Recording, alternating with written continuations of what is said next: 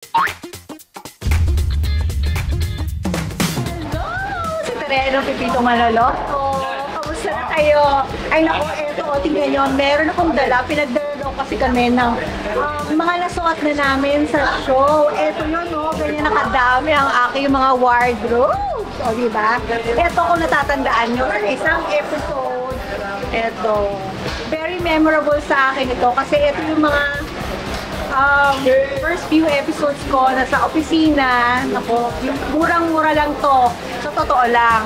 Sa ukayan ko lang to nabili. Opo, ayan. So, very memorable kasi nung nagsisimula pa lang ako, konti pa lang ang budget ko. So, ayan. Ang dami pa dito sa totoo lang. At abangan niyo po ang mga ito sa darating na Christmas Bazaar ng GMA.